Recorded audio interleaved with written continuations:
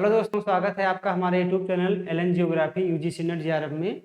Friends, हम लोग बात कर रहे हैं क्लाइमेटोलॉजी में, और क्लाइमेटोलॉजी में ऑलरेडी हम लोग पहला चैप्टर जो एटमॉस्फेयर स्ट्रक्चर एंड कंपोजिशन है उसको कंप्लीट कर चुके हैं। हम लोग नेक्स्ट टॉपिक पढ़ रहे हैं इंसोलेशन। लास्ट वीडियो में हमने इंसोलेशन के बारे में जानकारी ली थी कि इंसोलेशन क्या होता है, ठीक है।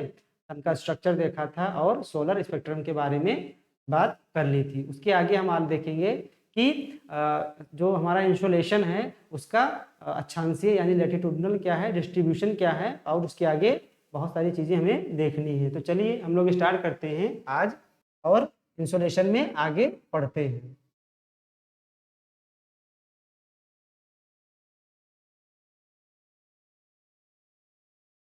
डिस्ट्रीब्यूशन ऑफ इंसोलेशन यानी सूर्यातप का वितरण, ठीक है। यहाँ पर हम ये जानेंगे कि लैटिट्यूड के अनुसार सूर्यातप का वितरण क्या है, ठीक है।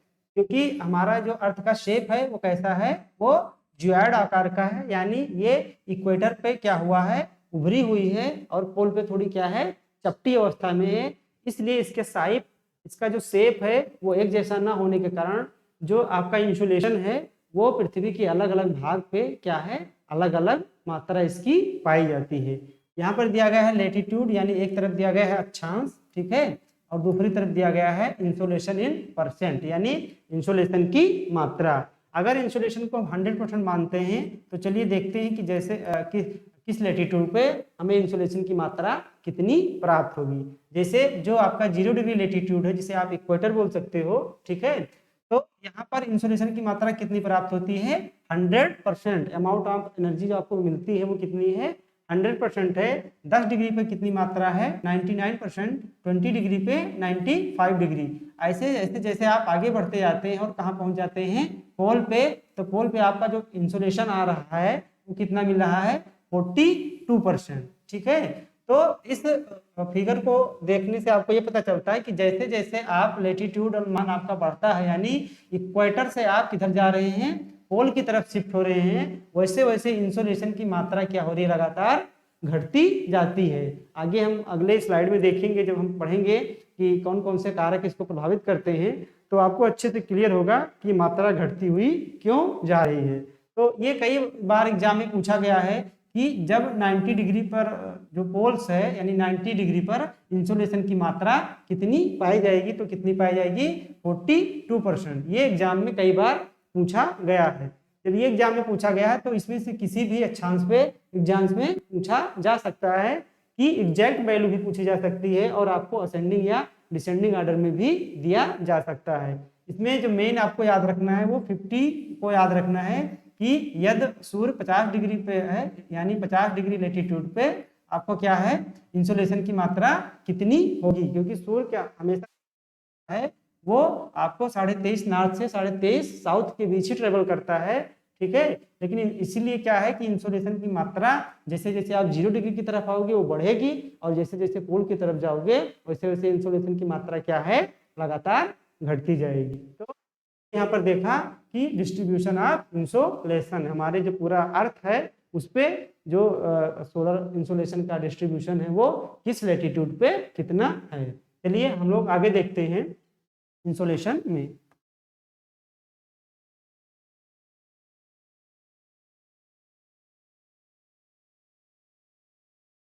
इंसोलेशन में है factor affecting the distribution of insolation, यानी कौन से ऐसे कारक हैं जो सूर्यातप की मात्रा को क्या करते हैं, प्रभावित करते हैं। यहाँ पर हम ये जानेंगे कि कौन कौन से ऐसे फैक्टर हैं जो सूर्यातप की मात्रा को प्रभावित करते हैं। एक पृथ्वी खुद एक फैक्टर है, क्योंकि जो उसका शेप है, ठीक है, उसका जो रोटेशन मूवमेंट है या जो उसका रिवोल्यूशन मूवमेंट है जो सूर्य के चारों ओर परिक्रमा करती है, एक तो वो फैक्टर है ही। साथ साथ जो हमारा एटमॉस्फेयर में बहुत सारे डस्ट पार्टिकल पाए जाते हैं, और बहुत सारे इंसिडेंट्स हैं जो इंसोलेशन की मात्रा को क्या करते हैं, प्रभावित करते हैं। तो ये एग्जाम पॉइंट ऑफ व्यू से बहुत ही इंपॉर्टेंट है कि कौन कौन से ऐसे कारक हैं वो हमारे इंसोलेशन को क्या करते हैं, प्रभावित करते हैं। तो चलिए हम लोग एक एक कारक को लेकर और इसकी व्याख्या करते हैं, ठीक है। पहला है angle of incidence. Angle of incidence का मतलब ये हुआ कि जो आपका इंसोलेशन आ रहा है, incoming solar radiation short form में सन से, और जो आपका अर्थ है, इन दो अर्थ का जो सरफेस है इसके बीच में जो निर्मित कोण है उसी को क्या बोलते हैं, एंगल ऑफ इंसिडेंस। जैसा कि फिगर में आपको दिखाई दे रहा होगा, ठीक है, ये आपका सन है, सन से क्या आ रही है, इंसोलेशन आ रहा है, सूर्यातप आ रहा है, और इसको दिखाया गया है अर्थ के विभिन्न अक्षांश पर। ये आपका 0 डिग्री लैटिट्यूड है, क्या है, 0 डिग्री लैटिट्यूड है। आप देख पा रहे होंगे कि जैसे जैसे आप पोल की तरफ बढ़ रहे हैं, 0 से इधर बढ़ रहे हैं या यहाँ पोल पे आ गए हैं, वैसे वैसे सूर्य का जो किरणों का तिरछापन है वो लगातार बढ़ता जा रहा है, ठीक है। इससे क्या होगा कि जहां पर सूर्य की किरणें सीधी पड़ रही हैं तो एनर्जी तो बराबर है, जितनी एनर्जी मान लीजिए, कुछ एनर्जी मान लेते हैं 50 यूनिट, ठीक है, 50 यूनिट एनर्जी यहाँ आ रही है इस वाले पार्ट से इंसोलेशन के, तो 50 एनर्जी सूर्य के इस वाले इंसोलेशन से भी निकल रही है, क्योंकि सूर्य के चारों तरफ जो एनर्जी निकलती है, ठीक है, हमारा जो है फोटोस्फीयर से, उसकी मात्रा हर समय क्या होती है, लगातार स्थिर रहती है। इसी को हमने बोला था, क्या कहते हैं, सोलर कांस्टेंट बोलते हैं। तो अगर आपकी जो एनर्जी आ रही है वो तो इक्वल आ रही है, लेकिन अर्थ के शेप के कारण, जो एंगल ऑफ इंसिडेंस है उसके कारण, जब ये अर्थ पे पहुंचता है तो जो आपका इक्वेटर वाला पोर्शन है यहाँ पर सीधा पहुंचता है, लेकिन जैसे जैसे पोल की तरफ जाता है तो सूर्य की किरणों का तिरछापन क्या हो जा रहा है, लगातार बढ़ जा रहा है। सूर्य की किरणों का तिरछापन बढ़ने के कारण दो घटनाएं घटती हैं। नंबर एक, एनर्जी दोनों जगह सेम है, लेकिन इसको क्या करना पड़ता है, जो हाई लैटिट्यूड की तरफ जा रही है किरणें, उनको क्या करना है, ज्यादा दूरी ट्रेवल करनी पड़ रही है। डिस्टेंस क्या है इसकी, देखिए आपका अगर इक्वेटर वाले पोर्शन पे आना होता है तो इसको बहुत कम दूरी ट्रेवल करनी पड़ती है, लेकिन इसी इंसोलेशन को यदि पोल पे जाना होता है तो इसकी डिस्टेंस क्या हो जाती है, लगातार बढ़ जाती है, जिसके कारण जो एनर्जी है, ठीक है, यहाँ पर एनर्जी का ह्रास ज्यादा होता है, बहुत ही कम मात्रा में होता है। दूसरी तरफ इक्वेटर पे सन की जो किरणें हैं वो वर्टिकल पड़ती हैं, तो इसको बहुत ही कम एरिया को सेम एनर्जी में क्या करना पड़ता है, हीट करना पड़ता है। और यहाँ पर देखेंगे कि एनर्जी तो सेम है, लेकिन एरिया क्या है इसका, ज्यादा है। तो जब एनर्जी दोनों जगह सेम है, यहाँ पर कम एरिया को हीट करना पड़ रहा है और उतनी ही एनर्जी में इसको ज्यादा एरिया को हीट करना पड़ रहा है, तो ऑलरेडी यहाँ का इंसुलेशन क्या हो जाएगा, तापमान आपका क्या हो जाएगा, कम हो जाएगा। इसीलिए जैसे जैसे आप इक्वेटर से पोल की तरफ जाएंगे वैसे वैसे इंसुलेशन की मात्रा क्या होगी, लगातार कम होती जाएगी, क्योंकि जैसे जैसे सूर्य की किरणें, जैसे मान लीजिए सूर्य की किरणें यहाँ पड़ रही हैं, ठीक है, सीधी पड़ रही हैं, तो इतने भाग को इसको गर्म करना पड़ता है। अगर सूर्य की किरणें तिरछी कर दी जाएं तो एरिया लगा तुरंत क्या हो जाएगा, बढ़ जाएगा। अमाउंट तो उतना ही जितना एनर्जी यहाँ आ रही है, अब इसको इतने भाग को गर्म करना पड़ रहा है और इसको इतने भाग को गर्म करना पड़ रहा है, तो ऑलरेडी यहाँ इंसुलेशन आपका वो क्या हो जाएगा, लगातार कम हो जाएगा, यानी इंसुलेशन की मात्रा आपकी क्या हो जाएगी, कम होती जाएगी। तो ये है आपका पहला पॉइंट है एंगल ऑफ इंसिडेंस की, कैसे जो एंगल ऑफ इंसिडेंस है वो आपके इंसुलेशन को क्या कर रहा है, प्रभावित कर रहा है। आई होप आप लोग इसको समझ गए होंगे। दूसरा देखते हैं ड्यूरेशन ऑफ द डे, क्या है, ड्यूरेशन ऑफ द डे यानी दिन की क्या हो गई, अवधि।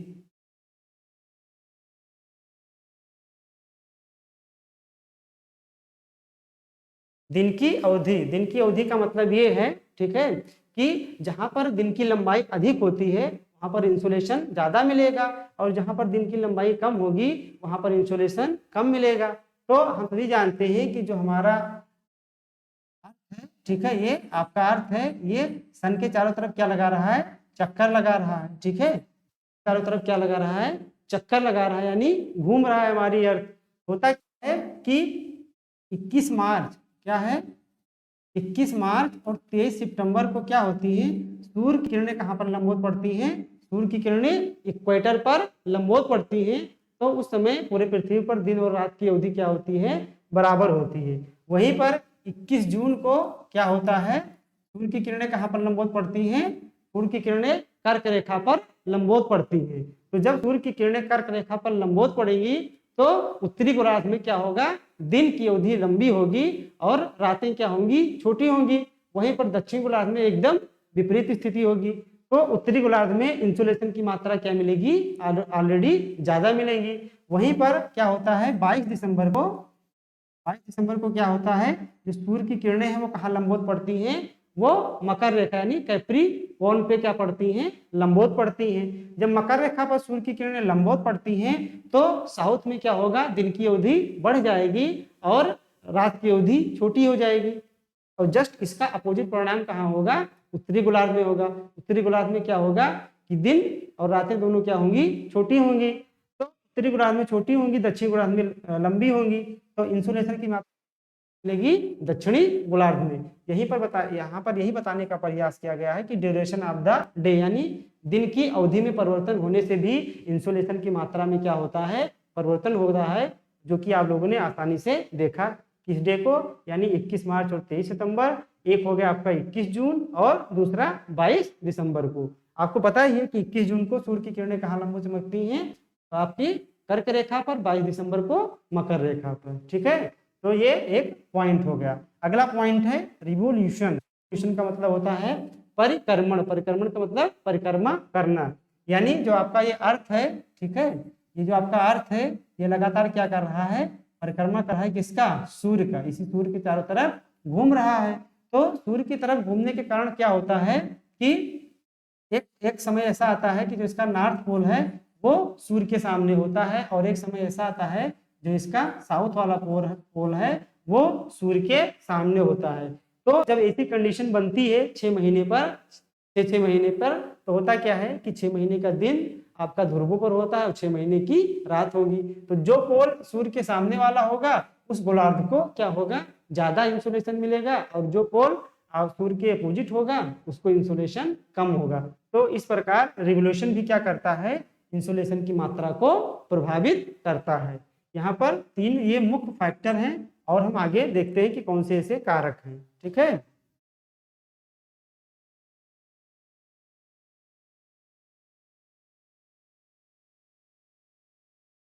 अगला फैक्टर है फ्रॉम सन, यानी सन से अर्थ की क्या है, दूरी।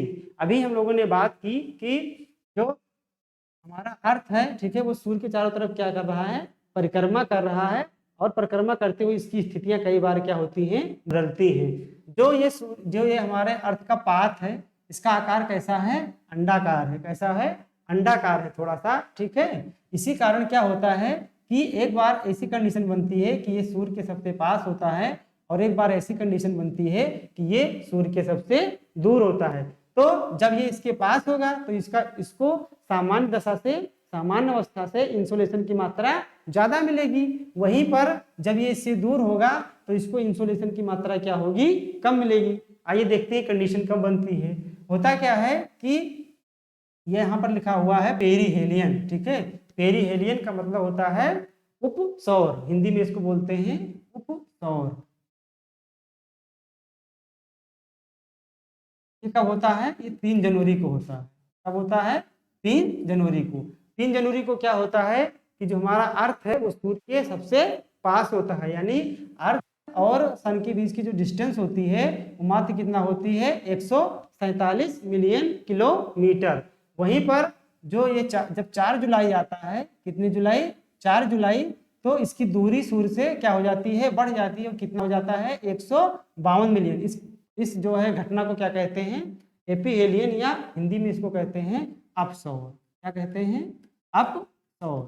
ठीक है, यानी पेरीहेलियन के समय क्या होगा, पेरीहेलियन के समय सूर्य के पास में होगा, और एपीहेलियन के समय क्या होगा, सूर्य से दूर होगा। पेरीहेलियन कब होगा, 3 जनवरी को, और एपीहेलियन कब होगा, 4 जुलाई को। तो जब ये इसके पास में होगा तो इसको सामान्य जो अवस्था होती है उससे अधिक मात्रा में इंसोलेशन प्राप्त होगा, और जब ये इससे दूर होगा तो जो सिस्टम इसका क्या होगा, रिवर्स कंडीशन होगा, यानी इसको इंसोलेशन की मात्रा कम प्राप्त होगी।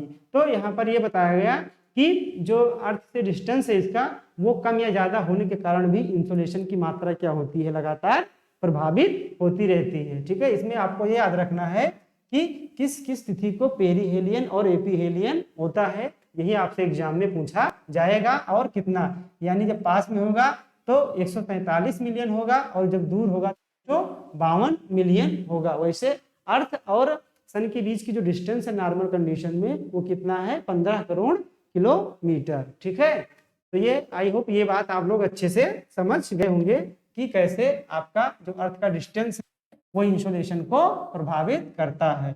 आपको यहाँ चीजों को क्या है कि रटना नहीं है कि चीजें हम रट लें। ठीक है, आपको समझना है क्योंकि अगर आप रट लेते हैं चीज़ों को तो एग्जाम में आसानी से क्या करेंगे, भूल जाएंगे।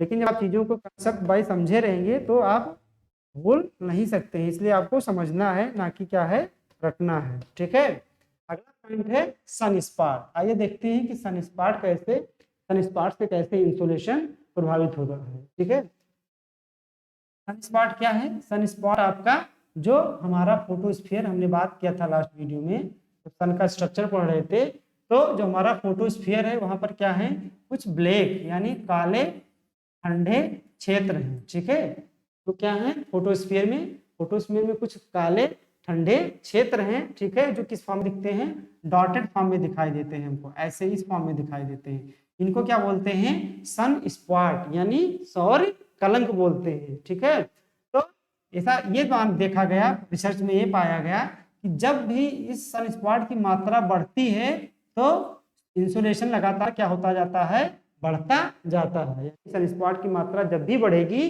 तो इंसोलेशन उस वर्ष क्या होगा, बढ़ता जाएगा। और जब जब इसकी मात्रा घटती जाती है यानी कम सन स्पॉट दिखाई देंगे तो इंसोलेशन की मात्रा क्या होती है, कम होती है। तो सन स्पॉट के द्वारा देखिए कि कैसे इंसोलेशन क्या होता है, प्रभावित होता है। और सन स्पॉट का एक साइकिल होता है, कितने वर्षों का, 11 वर्षों का साइकिल होता है, जिसमें सन स्पॉट की मात्रा जो होती है वो 5.5 ईयर में क्या होती है, बढ़ती है, और 5.5 ईयर के बाद क्या होगी, घट जाएगी। यानी 11 वर्षों का इसका एक क्या होता है, साइकिल होता है। ठीक है, सन स्पॉट का। तो आप लोग देखें कि सन स्पॉट कैसे इंसुलेशन को क्या करता है, प्रभावित करता है। आगे देखते हैं ट्रांसपेरेंसी ऑफ द एटमॉस्फेयर। यहाँ पर एटमॉस्फेयर यहाँ पर बताया जा रहा है कि जो आपका वायुमंडल है उसकी ट्रांसपेरेंसी किस प्रकार से हमारे इंसुलेशन को प्रभावित करेगा। क्योंकि हमारा जो एटमॉस्फेयर है उसमें बहुत सारे डस्ट पार्टिकल पाए जाते हैं, बहुत सारी गैसेस पाई जाती हैं। उसके जो ये डस्ट पार्टिकल और गैसें हैं ये इनकमिंग सोलर रेडिएशन को क्या करती हैं, कुछ एब्जॉर्ब करती हैं, कुछ डिफ्लेक्ट कर देती हैं, और कुछ ही जो है आपका इंसुलेशन है वो अर्थ के पास मुख्य रूप से पहुंच पाता है। बाकी सभी क्या होता है, इंसुलेशन का बहुत सारी मात्रा क्या होती है, एटमॉस्फेयर में ही रह जाता है, या एटमॉस्फेयर से सीधे हमें आउटर स्पेस में क्या कर दिया जाता है, वापस भेज दिया जाता है। तो ये वाला पॉइंट 5वां नंबर का जो पॉइंट है ये बहुत ही इंपॉर्टेंट है। इसमें कुछ कंसेप्ट दिए गए हैं जिसको आपको समझने की जरूरत है, जो कि एग्जाम में बहुत ही बार पूछा गया है। ठीक है, विभिन्न एग्जाम में। तो आइए हम लोग एक एक करके देखते हैं कि कैसे जो हमारा एटमॉस्फेयर है उसकी ट्रांसपेरेंसी जो है, ठीक है, पारदर्शिता जिसको बोल सकते हैं, ठीक है, वो किस प्रकार से इंसुलेशन को प्रभावित करता है। तो एक एक करके देखते हैं, जिसमें पहला पॉइंट क्या दिया गया है, पहला पॉइंट आपका दिया गया है रिफ्लेक्शन, या इसी को बोलते हैं एल्बिडो। एल्बिडो क्या होता है, यहाँ पर ये 35 यूनिट जो लिखा गया है ये अर्थ का एवरेज एल्बिडो है, यानी पृथ्वी का जो औसत एल्बिडो है या रिफ्लेक्शन है, परावर्तन है जिसको बोल सकते हो, या एल्बिडो है, या जो इसको हिंदी में स्वीति बोलते हैं। तो ये कितना है अर्थ का एवरेज, वो 35। इसको भी आपको क्या करना है, याद रखना है। आगे हम हीट बजट में जब पढ़ेंगे तब आपको समझ में आएगा कि अर्थ का एल्बिडो जो एवरेज है वो 35 क्यों माना गया है। तो चलिए देखते हैं कि रिफ्लेक्शन या एल्बिडो कैसे हमारे इंसुलेशन को क्या करता है, प्रभावित करता है। जो सूर्य है, सूर्य से आने वाला जो इनकमिंग सोलर रेडिएशन है, ठीक है, वो पूरा हमारे अर्थ पे क्या होता है, नहीं पहुंच पाता है, बल्कि रास्ते में ही, यानी जो हमारा एटमॉस्फेयर है, ये मान लीजिए आपका एटमॉस्फेयर है, और ये क्या है, अर्थ का क्रस्ट है, ठीक है, पपड़ी है अर्थ की। तो जो इनकमिंग सोलर रेडिएशन आता है किस फॉर्म में, शार्ट फॉर्म में, ठीक है, इनकमिंग सोलर रेडिएशन जो आता है वो किस फॉर्म में आता है, शार्ट फॉर्म में आता है। वो क्या होता है, उसकी कुछ मात्रा यहाँ पर जो डस्ट पार्टिकल पाए जाते हैं, जो कुछ गैसें पाई जाती हैं, या कुछ मात्रा जो अर्थ पे तमाम प्रकार के आप देखते हैं आइस कैप पाए जाते हैं, ठीक है, बर्फ से आच्छादित जो क्षेत्र होते हैं, उनसे टकराकर सीधे कहाँ लौट जाती हैं, अंतरिक्ष में वापस लौट जाती है। यानी यहाँ पे आई और टकरा के कहाँ लौट गई, अंतरिक्ष में। जिस रूप में आई उसी रूप में क्या हो गई, वापस हो गई। यानी अर्थ के जो हीटिंग है उसमें उनका कोई भी योगदान नहीं है। जिस रूप में आई यानी शार्ट फॉर्म में आई इनकमिंग सोलर रेडिएशन, और शार्ट फॉर्म में ही क्या हो गई, वापस हो गई। तो उस प्रोसेस को क्या कहते हैं, एल्बिडो या रिफ्लेक्शन। ये पॉइंट आपको याद रखना है कि इसका रूप नहीं परिवर्तित होगा, रूप इन द सेंस कि साल्ट फॉर्म में है तो साल्ट फॉर्म में ही वापस होगा, क्योंकि अगर अर्थ उसको एब्जॉर्ब कर लेगी तो बिल्स लॉ के अनुसार जो हमने पिछले क्लास में देखा था वो क्या हो जाएगा, अर्थ जब एब्जॉर्ब कर लेगी और अर्थ एब्जॉर्ब करने के बाद जब एनर्जी को इमिट करता है तो किस फॉर्म में करता है, लॉन्ग वेव रेडिएशन के फॉर्म में करता है। इसीलिए आपको यहाँ पर ध्यान रखना है, आपको यहाँ पर एग्जाम में कंफ्यूज करा सकता है कि रिफ्लेक्शन क्या है। ऑप्शन में दे दिया 4 ऑप्शन, ठीक है। तो आपको यही देखना है कि जो लघु जिस रूप में आई यानी लघु तरंग के रूप में आया और लघु तरंग के रूप में वापस हो गया तो उसी को क्या बोलते हैं, रिफ्लेक्शन बोलते हैं, उसी को आपको परावर्तन बोलते हैं।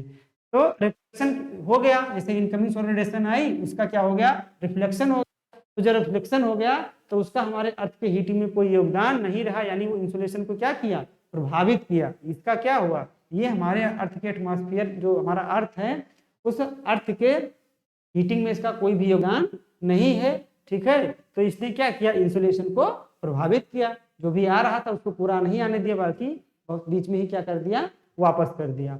अब हमारे अर्थ में डिफरेंट प्रॉपर्टीज है, डिफरेंट मैटर पाए जाते हैं, ठीक है। कहीं पर बर्फ है तो कहीं पर गैस ज्यादा है, कहीं पर सॉइल है, तो इन सबकी प्रॉपर्टी भी अलग है, इसलिए इनका जो है यानी जो इनका परसेंटेज है वो भी क्या है, अलग अलग है। बर्फ है तो वो ज्यादा करेगा, यानी जितनी भी चमकदार सतह होती हैं वहां से रिफ्लेक्शन ज्यादा होता है। अगर कोई सतह खुरदुरी है तो ये क्या करती हैं, पूरा का पूरा रिफ्लेक्ट नहीं कर पाती, बल्कि बहुत सारी मात्रा को क्या करती हैं, एब्जॉर्ब कर लेती हैं। यही पर यहाँ पर बताया गया है कि डिफरेंट चीजें कितनी मात्रा में रिफ्लेक्ट करती हैं। ये भी एग्जाम पॉइंट ऑफ व्यू से बहुत ही इंपॉर्टेंट है, क्योंकि आपको 4 यहाँ पर मटेरियल लेकर पूछा जा सकता है कि किसका एल्बिडो होगा वो ज्यादा होगा और किसका कम होगा। तो एक बात आपको यहाँ पर ये ध्यान रखना है कि जिस भी पदार्थ की जो सतह होगी जितनी ही स्मूथ होगी उसका रिफ्लेक्शन उतना ही क्या होगा, ज्यादा होगा।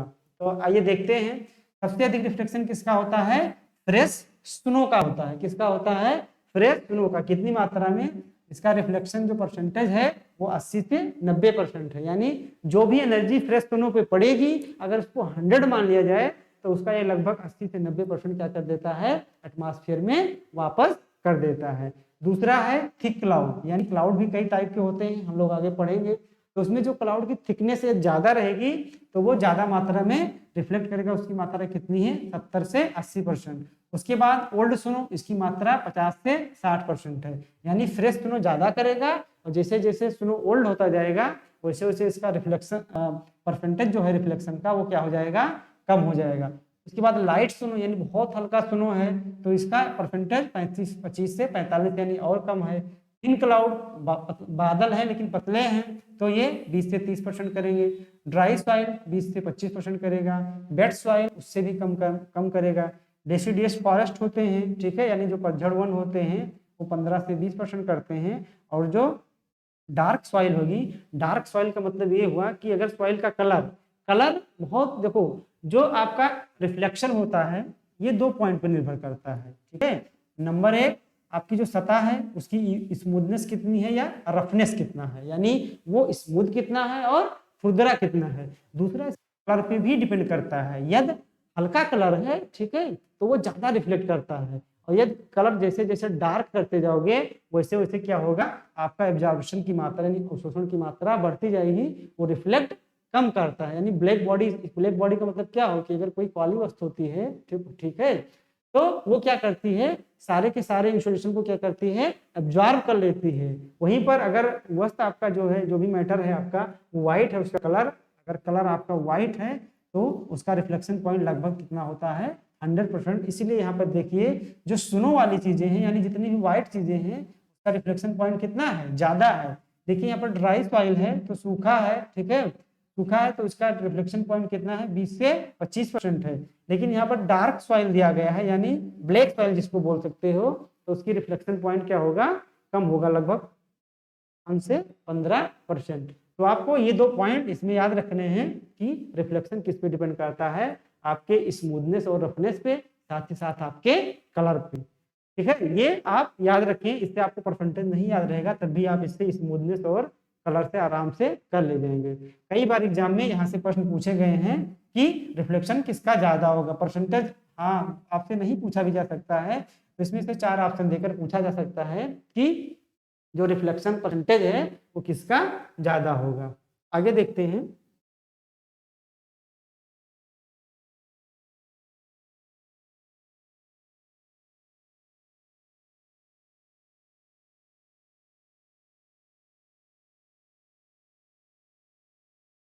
अगला पॉइंट दिया है डिफ्यूजन। डिफ्यूजन को पढ़ने से पहले हम लोग एब्जॉर्प्शन को देखते हैं कि जो एब्जॉर्प्शन का मतलब होता है अवशोषण, यानी अवशोषण कैसे आपके इंसुलेशन को प्रभावित करता है। चलिए हम लोग देखते हैं।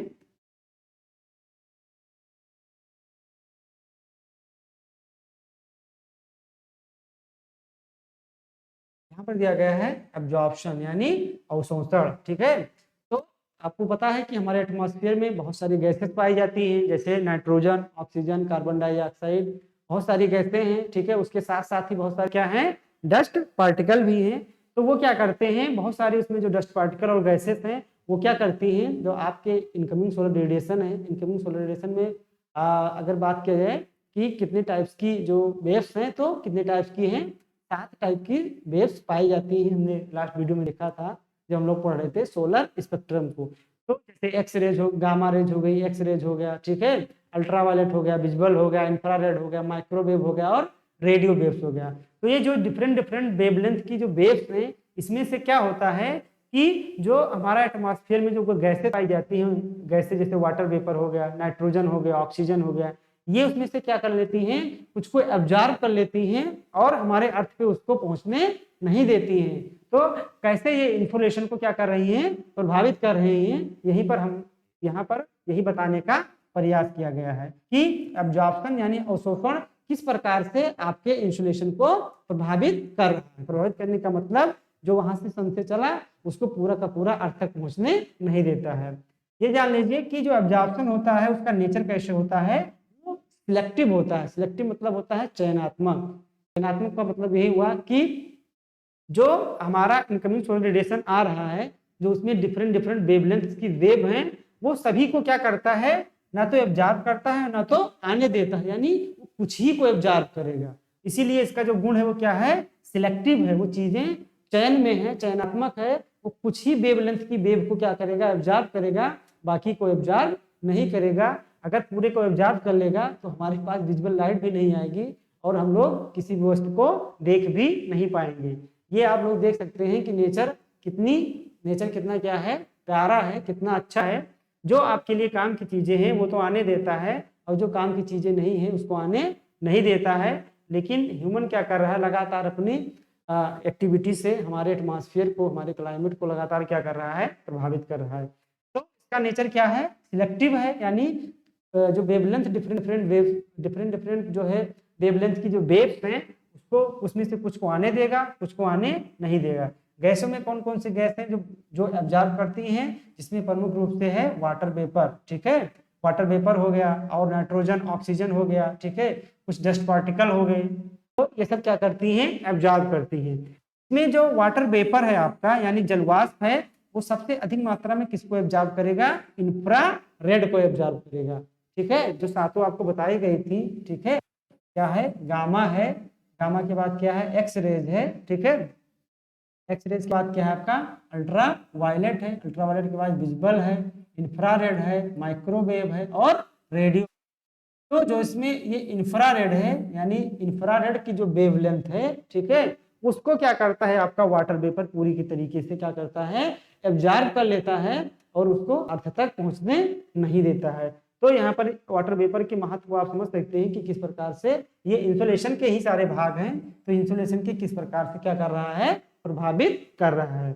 और जो आपके जो गैसेस हैं जिसमें नाइट्रोजन और ऑक्सीजन है, ठीक है, ये क्या करती हैं, ये जो अल्ट्रावायलेट है, ये क्या है, जो अल्ट्रावायलेट है, हमने आप बताया था कि जो अल्ट्रावायलेट है वो कितने प्रकार की होती है, 3 प्रकार की होती है, ए, बी और सी।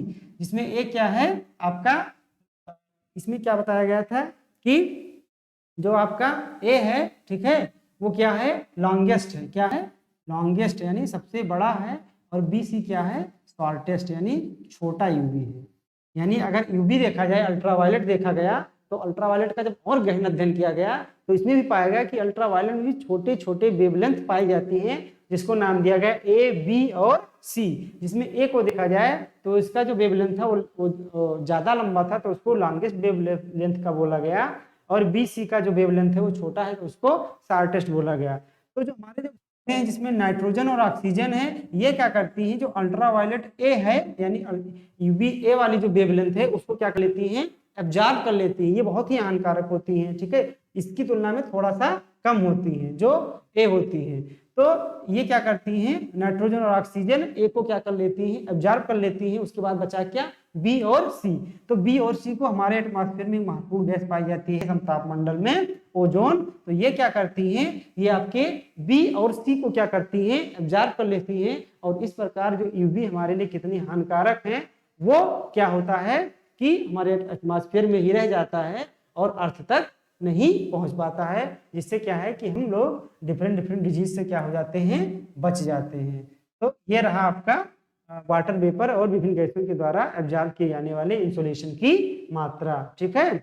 वहीं पर आगे लिखा है नाइट्रोजन जो ऑक्सीजन है इसको क्या बोलते हैं, एटमॉस्फेरिक विंडो बोलते हैं फॉर विजिबल लाइट। जैसे यहाँ पर बहुत सारी जो है वेवलेंथ दी गई है, इसमें से एक है क्या आपका gamma rays, X rays, ultraviolet और ये विजिबल। जो विजिबल है ये क्या है, ये हमारे अर्थ तक पहुंचती हैं, ठीक है। अगर अर्थ तक पहुंचती ना तो हम लोग किसी वस्तु को देख नहीं सकते थे, और इसी से हम लोग क्या करते हैं, किसी भी वस्तु को देखते हैं। तो जो नाइट्रोजन और ऑक्सीजन है ये क्या करता है, ये विजिबल लाइट को क्या करता है, एब्जॉर्ब नहीं कर पाता है, इसीलिए इसको क्या बोलते हैं, एटमॉस्फेरिक विंडो बोलते हैं। यानी नाइट्रोजन और ऑक्सीजन गैस को जो है विजिबल लाइट का क्या बोलते हैं, एटमॉस्फेरिक विंडो यानी वायुमंडलीय खिड़की। खिड़की का क्या काम होता है, आप सभी जानते हैं कि खिड़की का प्रयोग हम करते हैं अंदर रोशनी या हवा को आने के लिए। तो आपका नाइट्रोजन और ऑक्सीजन है वो क्या है, वो विजिबल लाइट के लिए एटमॉस्फेरिक विंडो का काम करता है, यानी इसको एब्जॉर्ब नहीं कर पाता है और हमारे अर्थ पे क्या होती है, ये सीधी मात्रा में पहुंचती है। तो ये रहा आपका एब्जॉर्प्शन। और आपने देखा कि अवशोषण किस तरह से हमारे इंसुलेशन को क्या करता है, प्रभावित करता है। यहाँ पर आपको बताया गया कि डिफरेंट जो वेवलेंथ हैं, डिफरेंट वेव्स की जो वेवलेंथ है उसको किस वेव्स को जो है कौन एब्जॉर्ब करेगा, ये आपको याद रखना बहुत ही जरूरी है। आपके एग्जाम में पूछा जा सकता है कि इसमें से 4 वेवलेंथ का नाम वेव्स का नाम दे दिया जाएगा और पूछ लिया जाएगा कि वाटर वेपर किसको एब्जॉर्ब करेगा, दे देगा एक्स रेज, गामा रे, ठीक है, इंफ्रारेड, माइक्रोवेव, रेडियो वेव। बस आपको लगा देना है कि किसको एब्जॉर्ब करेगा, इंफ्रारेड को। नाइट्रोजन और ऑक्सीजन किसको एब्जॉर्ब करेगा, यूवी वाले में सबसे ज्यादा कंफ्यूजन होगा, बोल देगा कि यूवी में ए को कौन करेगा, बी या सी को कौन करेगा। इसलिए आपको डिटेल में जानना जरूरी है, क्योंकि एग्जाम का जो नेचर है वो लगातार चेंज हो रहा है। आप देख रहे हैं कि पिछले ईयर की तुलना में जो पेपर आ रहे हैं वो लगातार थोड़ा सा कॉम्प्लेक्स बनाए जा रहे हैं। बहुत उसको हार्ड नहीं कहेंगे, थोड़ा सा चीजों को क्या बनाया जा रहा है, जटिल बनाया जा रहा है, चीजों का विस्तार किया जा रहा है। अब प्रीवियस ईयर के क्वेश्चन कम पूछे जा रहे हैं, इसलिए आपको किसी भी चीज के बारे में जो जानना है वो डिटेल से जानना है, तभी आप क्या है एग्जाम में अच्छा कर पाएंगे। तो एब्जॉर्प्शन के बाद हम लोग आगे देखते हैं।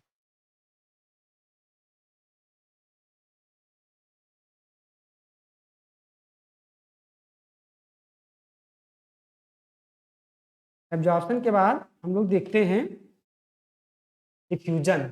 डिफ्यूजन का मतलब होता है विसरण, ठीक है। यानी डिफ्यूजन किस प्रकार से आपकी इंसुलेशन को प्रभावित करता है। और ये सब किसके पार्ट में हम लोग पढ़ रहे हैं, ये हम लोग पढ़ रहे हैं एटमॉस्फेयर के ट्रांसपेरेंसी में, कि एटमॉस्फेयर का जो ट्रांसपेरेंसी है, ठीक है, उसमें जो घटनाएं घटित हो रही हैं वो किस प्रकार से हमारे इंसुलेशन को प्रभावित कर रही हैं। तो डिफ्यूजन को हिंदी में क्या बोलते हैं, विसरण। क्या बोलते हैं, विसरण।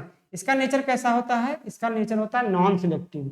नॉन सिलेक्टिव का मतलब क्या हुआ कि जो ये इनकमिंग सोलर रेडिएशन आ रहा है, ठीक है, उसमें से जिसको भी ये डिफ्यूज करेगा उसमें क्या है, विभेद नहीं कर पाता है, बल्कि जो भी इसके नेचर में होगा वो सभी को क्या करेगा, डिफ्यूज कर देगा। डिफ्यूजन का मतलब बिखराव कर देना, ठीक है। जो आपका जैसे मान लीजिए ये है हमारा एटमॉस्फेयर, जो इसमें डस्ट पार्टिकल पाए जा रहे हैं। अब ये आ रही है इनकमिंग सोलर रेडिएशन, तो इससे टकराने के बाद ये क्या होती है, विभिन्न दिशाओं में फैल जाती हैं। कोई किरण यहाँ इधर चली आई, कोई इधर चला आया, कोई इधर चला रहा।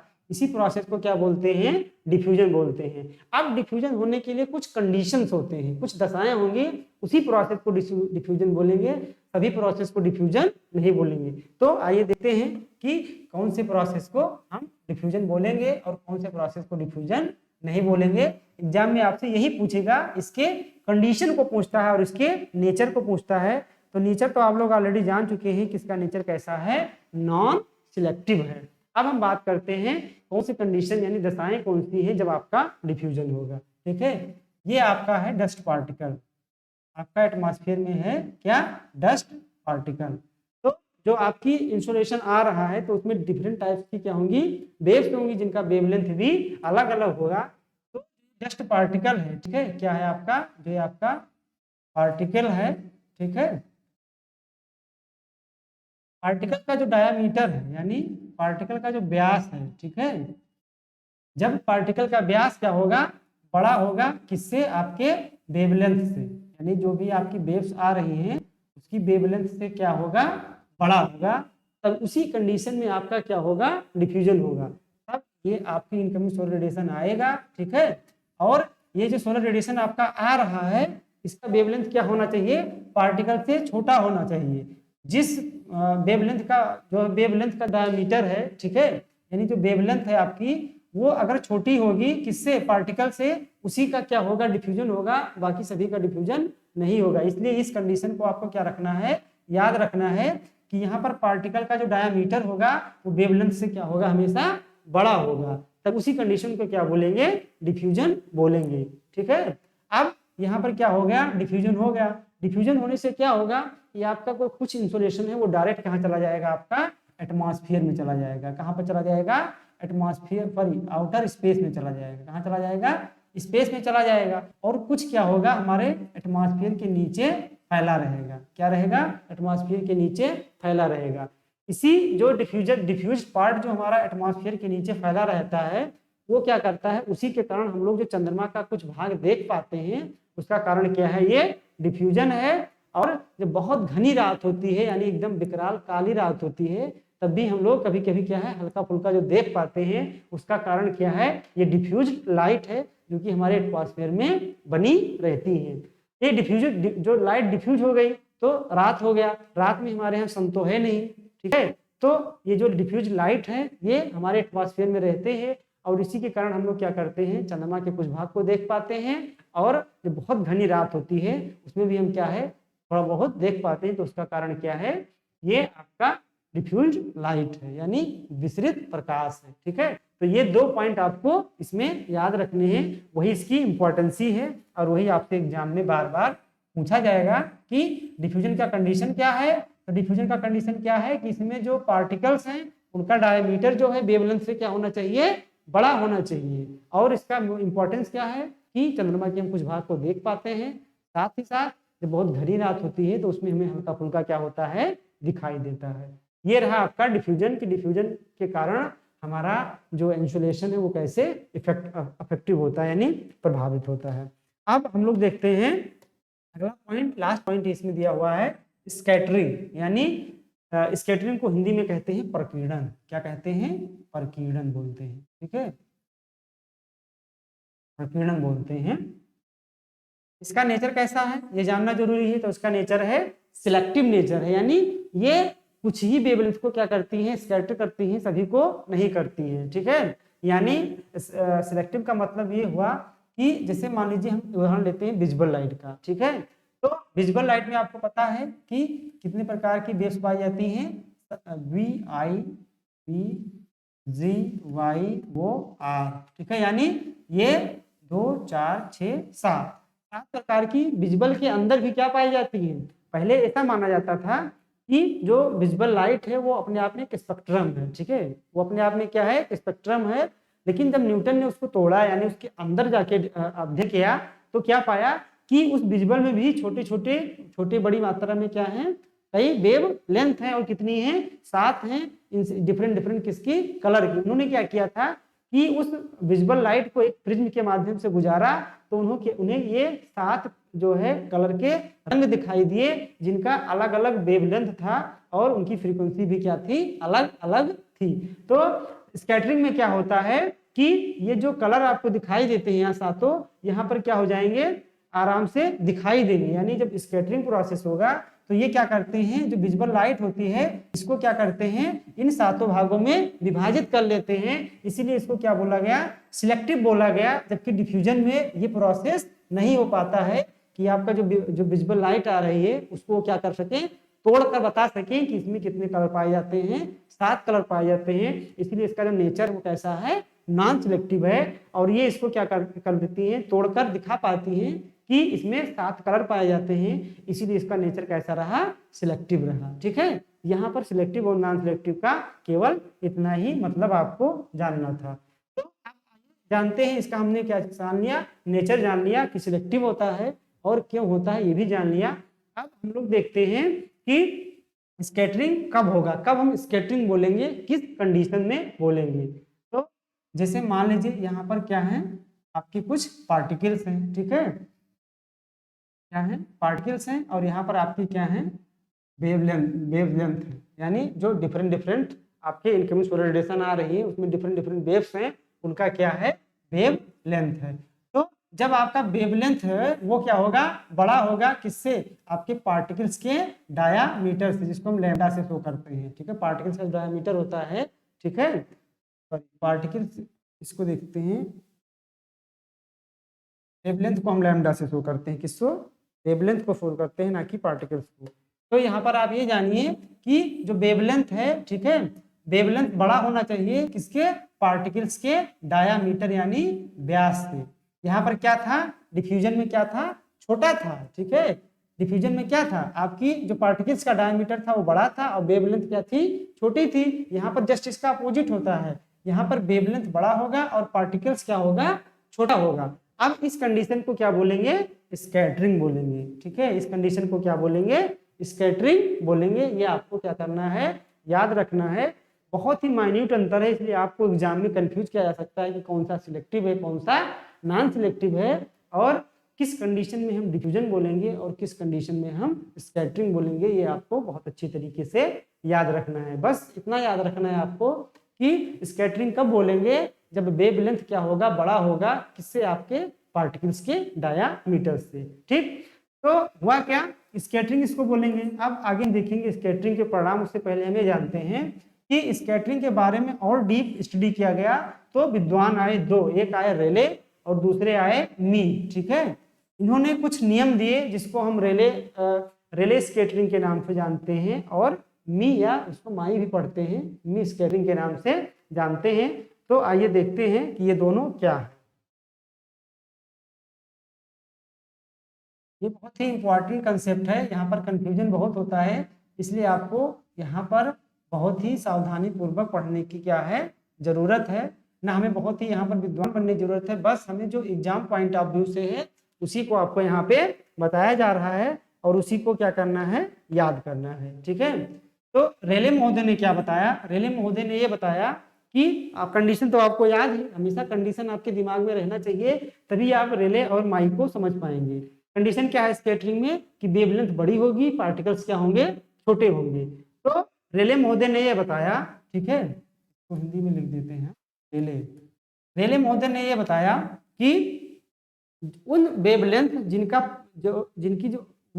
जिनकी जो वेवलेंथ है वो जैसे जैसे छोटी होती जाएंगी वैसे वैसे आपका स्कैटरिंग है लगातार क्या हो जाएगा, बढ़ता जाएगा। इन्होंने क्या कहा, रेले महोदय ने बताया कि आपका पार्टिकल्स तो हमेशा छोटा रहेगा, पार्टिकल्स हमेशा छोटा रहेगा किससे, वेवलेंथ से, उसी को क्या बोलेंगे, स्कैटरिंग बोलेंगे। लेकिन इन्होंने ये बताया कि आपका जो वेवलेंथ है, ठीक है, यानी जो आपका लैम्डा है, जैसे जैसे छोटा होता जाएगा, ठीक है, वैसे वैसे स्कैटरिंग क्या होगा, बढ़ती जाएगी। यानी इस दोनों में क्या होगा, विपरीत संबंध होगा। इसमें स्कैटरिंग और लैम्डा को शो करते हैं वेवलेंथ से, यानी वेवलेंथ जैसे जैसे छोटी होती जाएगी स्कैटरिंग की मात्रा लगातार क्या हो जाएगी, बढ़ती जाएगी। इस चीज को आपको ध्यान में रखना है। ठीक है, इसी के कारण क्या होगा, आगे हम देखते हैं कि इसका इम्पैक्ट क्या पड़ेगा। देखिए यहाँ पर बताया गया है कि जैसे जैसे यहाँ पर एक फिगर आपको दिखाया गया है, ये आपका दिखाया गया है कि ये आपके पार्टिकल्स हैं। ठीक है, ये आपके क्या हैं, पार्टिकल्स हैं। तो और ये आपका आ रही है वेव्स आ रही है। तो कंडीशन क्या है कि वेव्स थोड़ा सा बड़ी होगी किससे, पार्टिकल्स से। पार्टिकल्स बहुत छोटे होंगे, जैसे जैसे पार्टिकल्स छोटे होते जाएंगे वैसे वैसे स्कैटरिंग बढ़ती जाएगी। यहाँ पर देख रहे होंगे आप कि चारों तरफ स्कैटरिंग की मात्रा क्या है, लगभग लगभग क्या है, बराबर है। यानी पार्टिकल्स जैसे जैसे छोटे होते जाएंगे ये स्कैटरिंग लगभग यहाँ से चारों तरफ क्या है, बराबर बराबर मात्रा में होता रहेगा। ये बताया किसने, रेले महोदय ने। वहीं पर माई ने क्या बताया, माई महोदय ने बताया कि आपकी बात सही है लेकिन इन्होंने थोड़ा अपने तरफ से जोड़ा और इन्होंने ये बताया कि स्कैटरिंग उस दशा में होगी जब क्या होगा, जो वेवलेंथ होगा रेले की तुलना में क्या होगा, थोड़ा सा बड़ा होगा और पार्टिकल्स भी क्या होंगे, बड़े होंगे। बस इन्होंने इतनी बात बताई। इसको आप ऐसे भी कह सकते हैं कि लगभग लगभग क्या होंगे, पार्टिकल्स और वेवलेंथ का जो साइज होगा दोनों क्या होगा, इक्वल के जैसा होगा। यानी इनकी तुलना में हमेशा आप इनकी तुलना में क्या होगा, बड़ा होगा। यानी पार्टिकल्स भी बड़े होंगे और वेवलेंथ भी क्या होंगे, बड़े होंगे। तो इससे टकराएंगे तो टकराने पर एक घटना घटित होगा कि जिस साइड से टकराएंगे उधर क्या होगा, स्कैटरिंग कम होगी और इसके आगे आगे क्या होगी, स्कैटरिंग बढ़ती जाएगी। जबकि रेले महोदय में स्कैटरिंग चारों तरफ क्या हो रही थी, इक्वल हो रही थी। वहीं पर माई में क्या होगा, जैसे ये मानिए आपका पार्टिकल है, ये वेवलेंथ आ रही है तो इधर तो स्कैटरिंग बहुत कम होगी, लेकिन जैसे जैसे हम आगे बढ़ेंगे वैसे वैसे स्कैटरिंग क्या होगी, बढ़ती जाएंगी, जैसा कि इस फिगर में आप लोग देख सकते हैं। तो रिले और माई में केवल इतना अंतर है जो भी आपको बताया गया। कहीं कहीं पर यह भी लिखा मिल जाता है कि माई में जो पार्टिकल्स का साइज होगा और वेवलेंथ जो होगी दोनों का साइज क्या होगा, इक्वल होगा। लेकिन आप लोग इतना जानिए कि जो रिले ने बताया था उससे इनका जो पार्टिकल का साइज और वेवलेंथ है वो दोनों क्या होगा, हमेशा बड़ा होगा। और जब बड़ा होगा तो इसमें जो स्कैटरिंग हो रही थी उस पॉइंट से चारों तरफ इक्वल हो रही थी, लेकिन इन्होंने बताया कि जिधर से वेव टकराएगी उधर तो कम स्कैटरिंग होगी, लेकिन जैसे जैसे आप आगे बढ़ोगे स्कैटरिंग की मात्रा क्या होगी, बढ़ती जाएगी।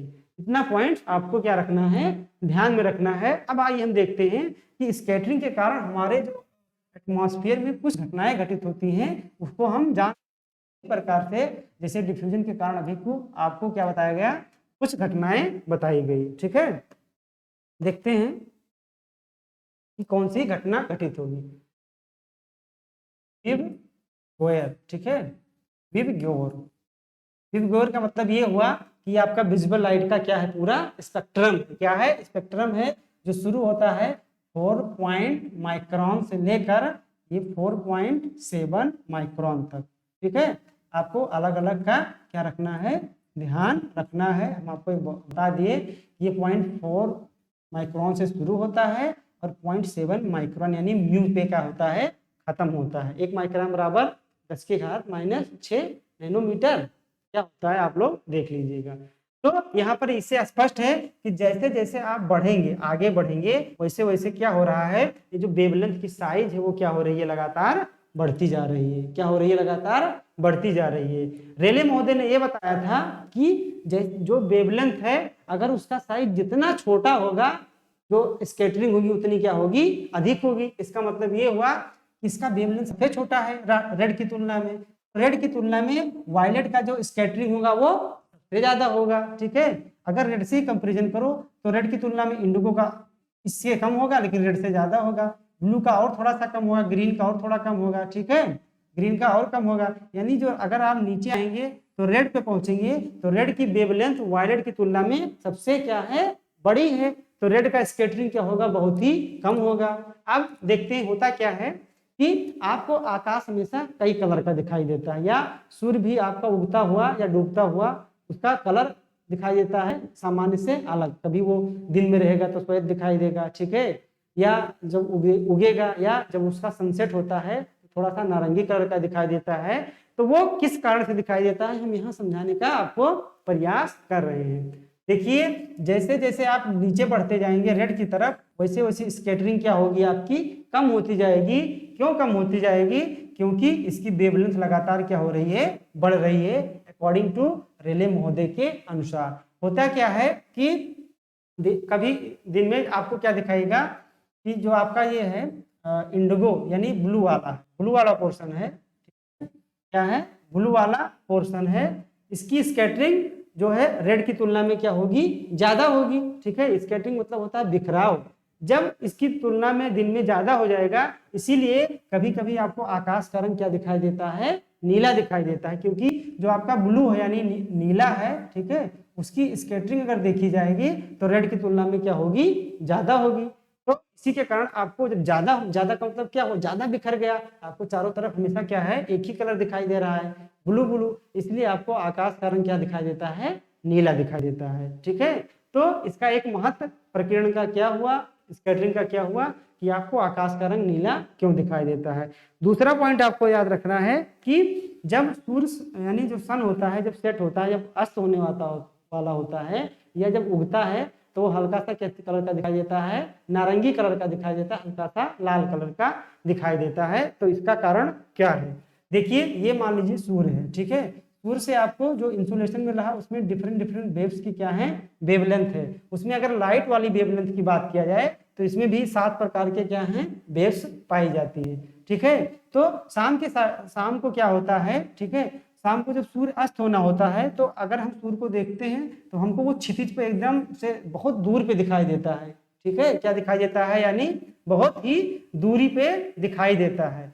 तो होता क्या है कि ज्यादा दूरी ट्रेवल करने के कारण जो इसमें ये रंग जो आपको डिफरेंट डिफरेंट वेव लेंथ की वेव बताई गई हैं, उसमें से क्या होता है, जो येलो तक का भाग होता है, ये क्या हो जाता है, स्कैटर हो जाता है। क्या हो जाता है, स्कैटर हो जाता है, क्योंकि इसकी स्कैटरिंग पावर लाल की तुलना में क्या है, ज्यादा है। आपको पता है कि लाल का वेवलेंथ ज्यादा है, इसलिए इसका स्कैटरिंग नहीं हो पाती है।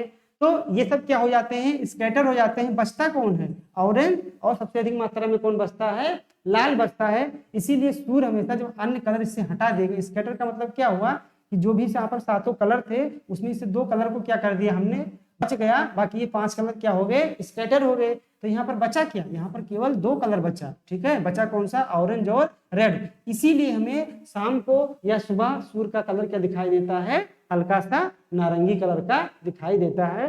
कारण आपके सामने है, क्योंकि जो आपका ये रेड वाला पोर्शन है यानी लाल की तरंग देख रहे वो ज्यादा है, उसकी स्कैटरिंग कम होगी, क्योंकि ऑलरेडी रेले महोदय ने आपको बताया है कि जितना ही वेवलेंथ छोटा होता जाएगा उसकी स्कैटरिंग उतनी ही बड़ी होती जाएगी। तो इसका वेवलेंथ बड़ा है तो स्कैटरिंग कम होगी, इनका वेवलेंथ छोटा है तो स्कैटरिंग ज्यादा हो गई। ये सब स्कैटर हो गए क्योंकि इनको एक तो पृथ्वी तक आने में लंबी डिस्टेंस तय करनी पड़ी, तो रास्ते में ऑलरेडी स्कैटर हो गए, रेड और ऑरेंज बच गया। तो इसी के कारण हमारा रंग कैसा दिखाई दिया, सूर्य का हल्का सा नारंगी दिखाई दिया। आई होप आप लोग इसको आसानी से समझ गए होंगे कि स्कैटरिंग में रे क्या है, माई क्या है, आकाश का रंग नीला क्यों दिखाई पड़ता है, और सूर्यास्त के समय या सूर्योदय के समय सूर्य का हल्का सा रंग नारंगी क्यों दिखाई देता है।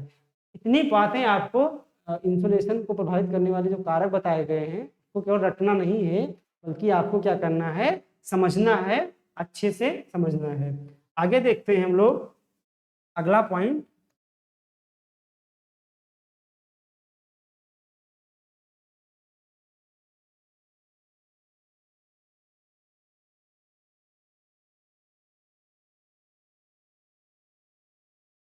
अगला पॉइंट हम लोग देखते हैं हीट बजट। ये इंसुलेशन में सम्मिलित लास्ट टॉपिक है इंसुलेशन में। ठीक है, तो इसको हम लोग क्या कर लेते हैं, यहीं पर देख लेते हैं। बहुत ही इंपॉर्टेंट टॉपिक है हीट बजट, क्योंकि हीट बजट बहुत ही कंफ्यूजन करता है लोगों को, इसलिए हमने इसको बहुत ही लूसिड वे में बनाया है पीपीटी, और आपको समझाने का प्रयास करते हैं। तो चलिए आइए हम लोग जानते हैं कि हीट बजट क्या होता है।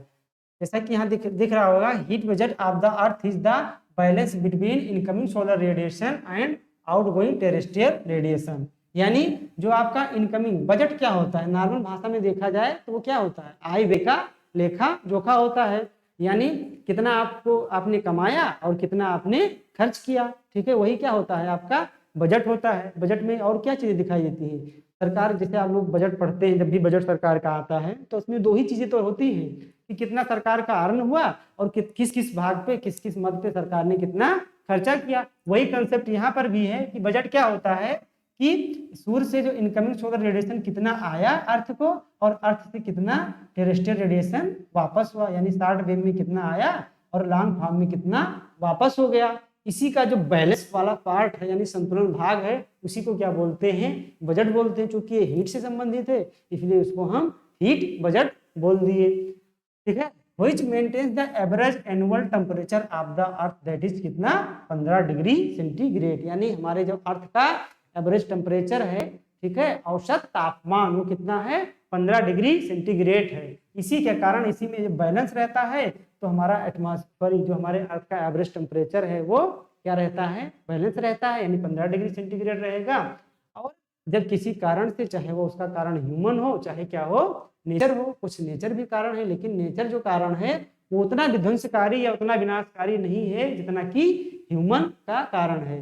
ह्यूमन के कारण जो नेचर में चेंज आता है बहुत ही ड्रास्टिक चेंज आता है, नेचर के कारण जो चेंज आता है बहुत ही स्लो मूवमेंट में आता है।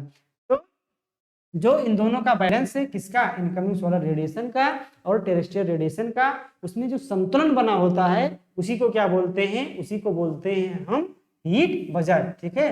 अब यहाँ आपको बताया गया है कि अर्थ का टेम्परेचर जिसके कारण क्या होता है, संतुलन के कारण 15 सेंटीग्रेड बना रहता है, यानी हमारे अर्थ का एवरेज टेम्परेचर कितना है, 15 डिग्री सेंटीग्रेड है, ठीक है, जो कि लगातार क्या हो रहा है, बढ़ रहा है। इसको हम आगे देखेंगे क्लाइमेट चेंज जैसे वाले टॉपिक में कि क्यों बढ़ रहा है, इसका कारण क्या है। बस यहाँ पर आप कि बजट क्या है और अर्थ का टेम्परेचर क्या है, ठीक है। आगे बताने का प्रयास किया गया है, एक विद्वान थे, बहुत ही बड़े विद्वान हुए हैं क्लाइमेटोलॉजी में, जिनका नाम है चोरले एंड बेरी, ठीक है, क्या नाम है, चोरले, आरजे चोरले एवं बेरी, ठीक है। ये फॉरेन क्या है, स्कॉलर हैं, विद्वान हैं, चोरले एंड बेरी।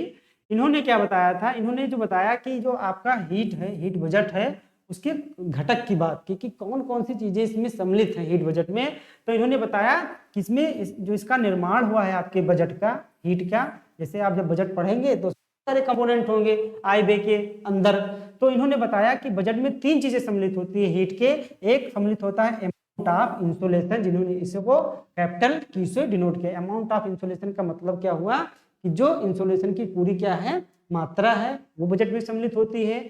दूसरा क्या है, एल्बिडो, एल्बिडो को इन्होंने ए से शामिल किया कि उसमें एल्बिडो भी कुछ होता है, आगे हम देखेंगे क्या होता है। और तीसरा क्या है, टेरेस्ट्रियल रेडिएशन, जिसको उन्होंने इस कैपिटल आई से डिनोट किया। और इन तीनों को मिलाकर उन्होंने एक समीकरण दिया। इस समीकरण को क्या दिया, इन्होंने बताया जो आपको पूरी एनर्जी मिलेगी, ठीक है, उन्होंने बताया QS 1 - A - I, ठीक है, इन्होंने ये बातें बताई।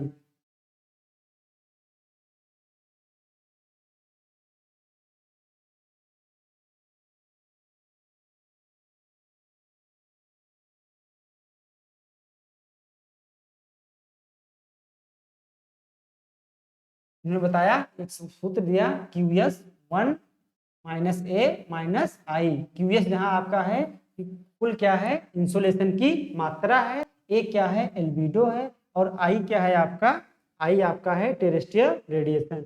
यानी जो आपका हीट बजट है, ठीक है, इसमें ये 3 कंपोनेंट को इन्होंने क्या किया, शामिल किया। जिसमें जो ये अमाउंट ऑफ इंसोलेशन है, यानी जो इंसोलेशन आपको प्राप्त होता है वो पूरा तो आ नहीं जाता है, हमने पहले भी देखा। उसमें कुछ भाग क्या होता है, बिना अर्थ को प्रभावित किए हुए क्या हो जाता है, वापस हो जाता है। उस पार्ट को उन्होंने क्या कहा, उसी पार्ट को बोला गया एल्बिडो। इसीलिए यहाँ से एल्बिडो को क्या कर दिया जाता है, माइनस कर दिया इन्होंने। और उसके बाद जो आपका टोटल एनर्जी आई उसमें से जो आपका टेरेस्ट्रियल रेडिएशन है उसके द्वारा ही क्या हो जाएगा, अर्थ में वापस हो जाएगा। यानी आपकी एनर्जी आई उसमें से कुछ भाग एल्बिडो के द्वारा वापस हो गया और वापस हो गया आपका टेरेस्ट्रियल रेडिएशन के द्वारा वापस हो गया। और हमारे अर्थ का टेम्परेचर लगातार क्या होता रहा, मेंटेन बना रहा। इसमें कोई भी डिस्टर्बेंस होता है, यानी एल्बिडो कम या ज्यादा हुआ, टोटल मात्रा क्वांटिटी ऑफ जो है इंसोलेशन की ज्यादा या कम हुई, या टेरेस्ट्रियल रेडिएशन में जो कोई इंपैक्ट पड़ता है, यानी जितना आया उतना वापस नहीं हुआ, तो ये जो हमारा आपका एवरेज टेम्परेचर दिखाया जा रहा है इसमें क्या हो रहा है, चेंज होने लगता है, जो कि आप आगे देखेंगे। और प्रेजेंट टाइम में हम लोग क्या है, लगातार देख रहे हैं कि इंडस्ट्रियलाइजेशन से, यानी औद्योगिकरण युग से लगातार अर्थ का टेम्परेचर है वो क्या है, बढ़ रहा है। तो इन्होंने एक ये फार्मूला दिया, इसको हमें याद रखने की जरूरत है। और क्योंकि ये बहुत ही बड़े विद्वान हैं, इनके द्वारा दिया गया फार्मूला है, हमने यहाँ शामिल किया कि कभी भी आपसे यूजीसी जैसे बड़े एग्जाम में इसको पूछा जा सकता है। कुछ ज़्यादा नहीं है, बस इन्होंने यही बताया कि हीट बजट में कंपोनेंट कौन कौन से शामिल होते हैं। अब आइए हम लोग देखते हैं हीट बजट कैसे पृथ्वी पर ऊष्मा का जो बजट है वो कैसे, यानी कैसे सोलर रेडिएशन हमको मिल रहा है और किस प्रकार से हम उसको खर्च कर रहे हैं। ठीक है, देखते हैं।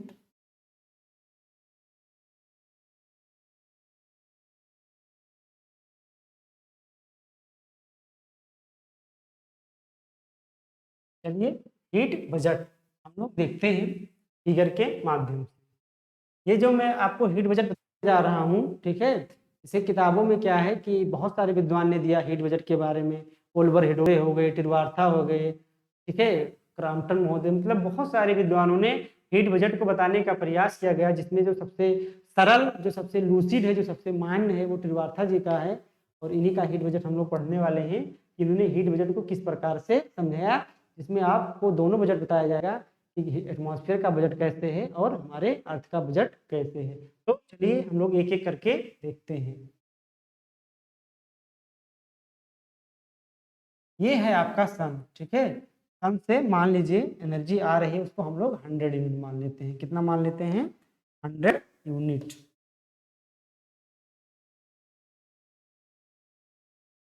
तो सन से आपको एनर्जी आ रही है, उसको कितना मान लेते हैं? 100 यूनिट मान लेते हैं, ठीक है।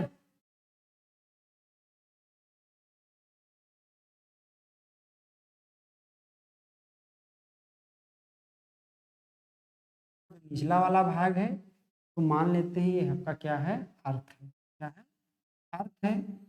और ये क्या है आपका? एटमॉस्फेयर। क्या है? एटमॉस्फेयर, ठीक है। इसको समझना है आपको। ये अर्थ है और ये क्या है? उसका एटमॉस्फेयर है। यहाँ से 100 यूनिट एनर्जी चल रही है, यानी इंसोलेशन को हमने क्या मान लिया है? 100 मान लिया है। और ये क्या है? अर्थ की तरफ आ रहा है।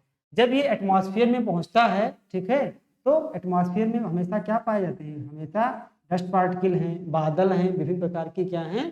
गैसें हैं। तो इस 100 में से जो 27% होता है, कितना? 27%, यानी 27% क्या हो जाता है? बादलों के द्वारा एब्जॉर्ब कर, सॉरी, बादलों के द्वारा क्या कर दिया जाता है? रिफ्लेक्ट कर दिया जाता है। क्या कर दिया जाता है? रिफ्लेक्ट कर दिया जाता है, ठीक है। रिफ्लेक्शन आप लोग को पता है या? उसी को क्या बोलते हैं? एल्बिडो। यानी 100 में से 27 को क्या कर दिया? ये क्लाउड ने क्या कर दिया? ध्यान से दिखना है आपको, लिखते रहना है कि 100 में से 27 को क्लाउड ने क्या कर दिया? रिफ्लेक्ट कर दिया, ठीक है। इसी को एल्बिडो भी बोलते हैं। रिफ्लेक्शन को ही क्या बोलते हैं? आप लोगों ने पिछले स्लाइड में देखा है, जो 100 चला इसमें से 27 को क्या कर दिया? क्लाउड ने रिफ्लेक्ट कर दिया। इसमें से जो हमारा अर्थ है, ठीक है, अर्थ पे भी इसका जो टोपोग्राफी है डिफरेंट डिफरेंट टाइप का है। बहुत सारे इस पे जो है पर्वत चोटियां हैं जो हमेशा क्या होती हैं? बर्फ से आच्छादित रहते हैं। उसको क्या बोलते हैं? Ice cap. क्या बोलते हैं? आइस कैप्स, ठीक है। तो जो ये 100 में से 2 यूनिट जो होता है वो क्या होता है? आइस कैप के द्वारा रिफ्लेक्ट कर दिया जाता है। ये हमारा आया 2 यूनिट, 2 यूनिट क्या कर दिया गया? आइस कैप के द्वारा रिफ्लेक्ट कर दिया गया। बहुत ही ध्यान से आपको एक एक पॉइंट को समझना है, ठीक है। यानी 27 यहाँ से बादल के द्वारा रिफ्लेक्ट कर दिया गया और 2 यूनिट किसके द्वारा? आइस कैप के द्वारा। इसी 100 में से जो 6% है, वो जो यहाँ पर बहुत सारे डस्ट पार्टिकल्स पाए जाते हैं, ठीक है, गैसें पाई जाती हैं, वो क्या कर देती हैं? डायरेक्ट उसको रिफ्लेक्ट कर देती हैं। क्या कर देती हैं? रिफ्लेक्ट कर देती हैं। किसके द्वारा? डस्ट पार्टिकल के द्वारा। कितने यूनिट? 6 यूनिट। तो 27, 6, 33 और 2, 35, यानी यहाँ पर आप देखिए टोटल यूनिट हुआ। वो एल्बिडो क्या हो गया? रिफ्लेक्ट हो गया, अर्थ तक पहुंचा ही नहीं। या हमारे एटमॉस्फेयर के या अर्थ के हीटिंग में इसका कोई योगदान नहीं है, क्योंकि ये क्या है? ये एल्बिडो है। और आपको पता है कि एल्बिडो क्या होता है? उसे कहते हैं जो विदाउट टेम्परेचर चेंज हुए जिस फॉर्म में आया है उसी फॉर्म में क्या हो जाए? वापस हो जाए। यानी 100 चला, 100 में से क्या हुआ? 35 यूनिट तो डायरेक्ट क्या हुआ? वापस हो गया, जिसको हमने क्या बोला? एल्बिडो बोला। अब क्या हुआ? हमारे पास कितना बचा? 100 में से 35 वापस हो गया तो 65 यूनिट बचा। उस 65 में से जो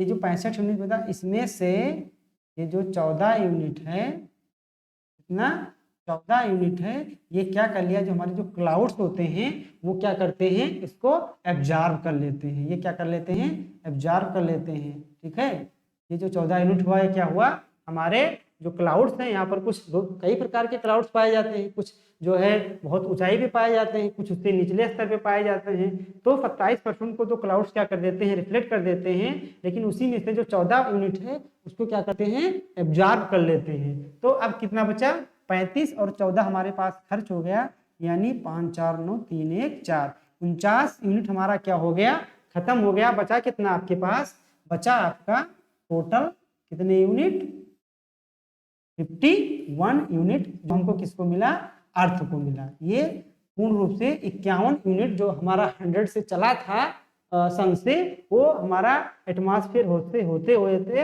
अर्थ को कितना मिला, टोटल केवल 51 यूनिट ऊर्जा मिली।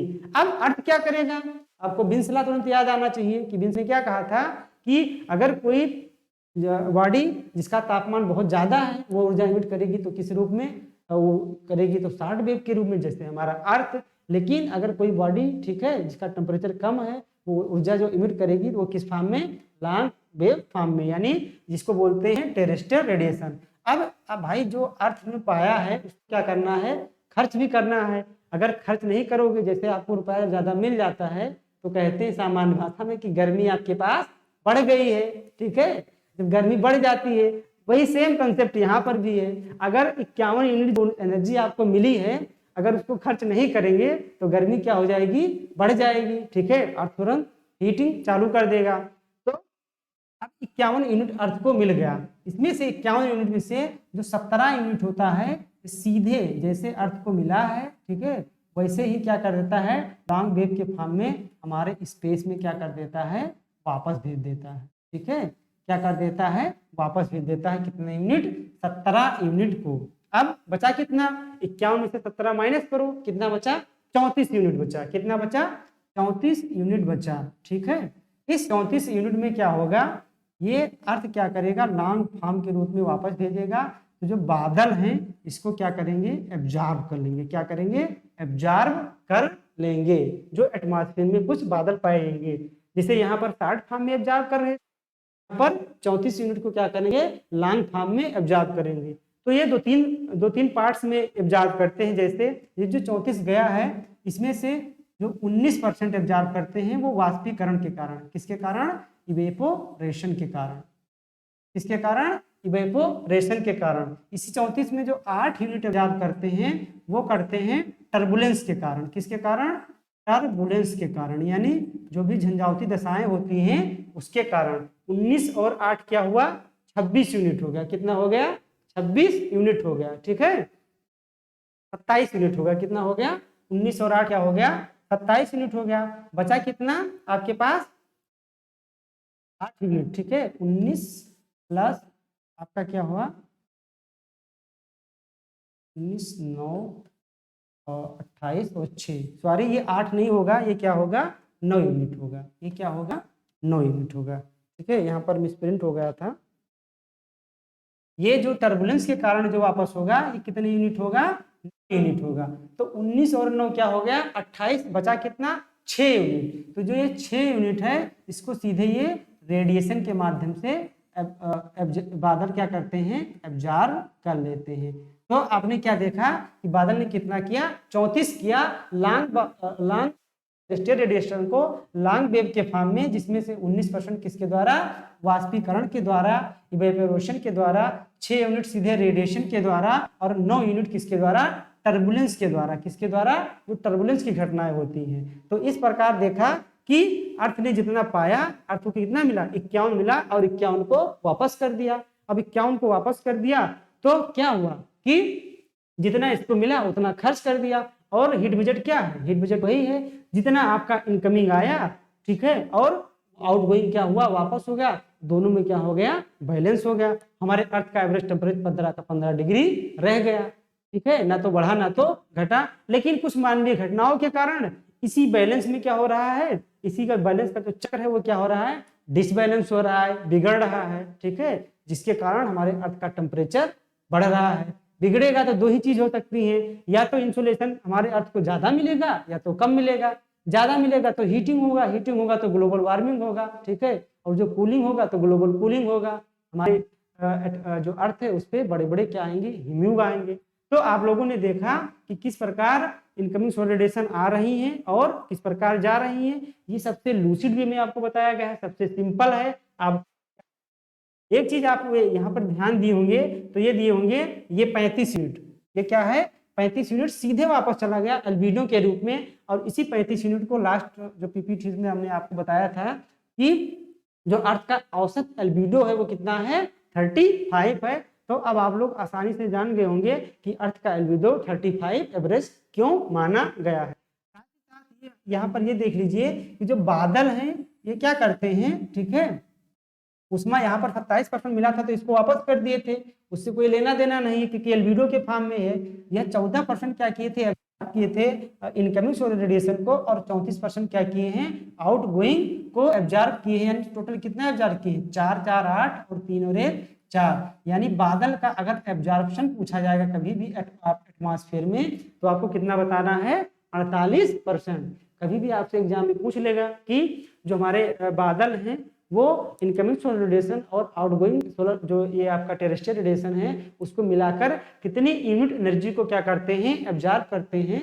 या ऐसे घुमा के पूछ लिया गया कि जो बादल हैं वो एटमॉस्फेयर को, ठीक है, हीट कराने में कितनी भूमिका निभाते हैं, तो ये कितनी भूमिका निभाएंगे 48% की भूमिका निभाएंगे। क्योंकि जब कोई चीज एब्जॉर्ब करेगा और इमिट तो ये क्या करेगा, इसका लगातार टेम्परेचर क्या होगा बढ़ेगा। ऐसा नहीं है कि जो इनकमिंग सोलर रेडिएशन आ रही है उसी के अंदर एनर्जी है और जो आउटगोइंग जा रही है उसके अंदर एनर्जी नहीं है, ऐसा बिल्कुल नहीं है। जो आ रही है उसके पास ज्यादा एनर्जी है, जो जा रही है उसके पास एनर्जी थोड़ा सा कम है, ठीक है, बाकी एनर्जी दोनों के पास है। तो इस पॉइंट को आपको याद रखना। ये वीडियो जो आपको इंसुलेशन का बताया गया ये कैसे लगा आपको, ये आप कमेंट बॉक्स में जरूर बताइएगा।